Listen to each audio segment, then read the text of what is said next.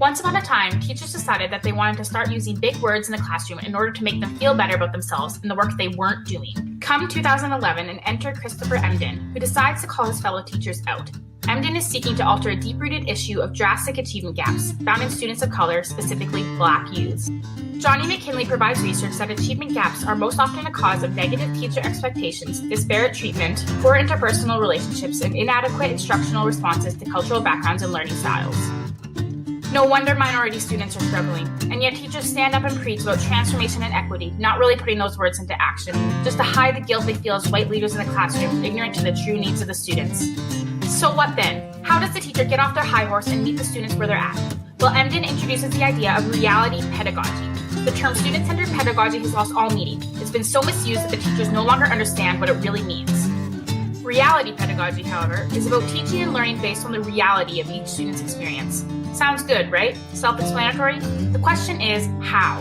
Emden makes it easy for teachers to consider reality pedagogy by introducing the 7 C's. The first C is co-generative dialogue. This is a way for teachers to dialogue with their students about what, and more importantly how, they need to be learning. This is most effective by bringing in just a few students to give feedback on how the teaching and learning process coincide.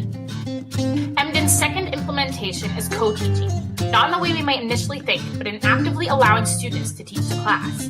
The student becomes the expert, having access to everything that the traditional teacher would have in the class, but the student decides how to teach in a way that is relevant to the class. In a comfortable environment, this is an effective method for the teacher to learn from the students, both the student-teacher and the student responses. The third C is cosmopolitanism, looking at the relationships between real-world interactions and interactions within the classroom. School is institutionalized as an alternate reality, providing a way of life that is separate from the real world students go out to when the final school bell rings. The interactions students participate in outside of the school shouldn't be hindered or shut down as soon as they enter the classroom. They should be recognized and celebrated. Doing so creates a community within the classroom, a small family, where students are comfortable and appreciated. The next C is context in relation to culture. Sure, students share culture in their nation, their province, their hometown. But what about the individual communities within the town? The downtown community, differing from the east side of town, differing from the north. Those subtle differences in culture can be appreciated in the classroom to make students feel valued and heard. Teachers do so by bringing in artifacts and people from the community that work to blend school and real world. What artifacts are important to these students? Who is a member of the society who is important to them? Again, it's about bringing the realities of life into the classroom. The fifth part of reality pedagogy is content. Emden intentionally places content toward the end of the list. Too often, teachers approach the curriculum content first. Even if there is intention to build student relationships and community, when you approach it content first, everything is built around the curriculum instead of the voice. True content development comes about when the student is in an environment to learn. When the teacher focuses on the first 4 C's first, the content can come after. The 6th and 7th C's, competition and curation respectively, were added to Emden's list in 2016. Competition celebrates a healthy level of competition between the students themselves, motivating them to value success.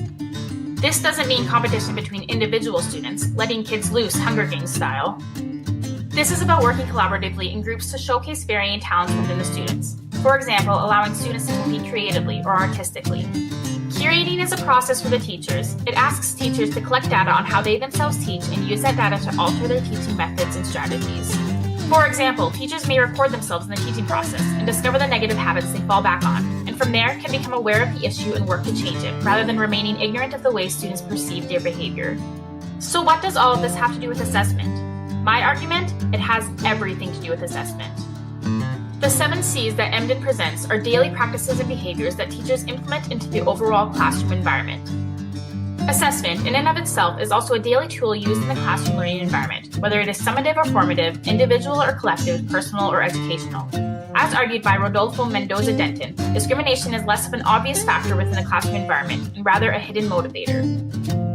Subtle and ambiguous signs of unequal treatment, as much as overt discrimination, can trigger attributional ambiguity, which in turn may lead to mistrust of educators and the educational enterprise. As this article suggests, there are deep-rooted issues within the class environment itself.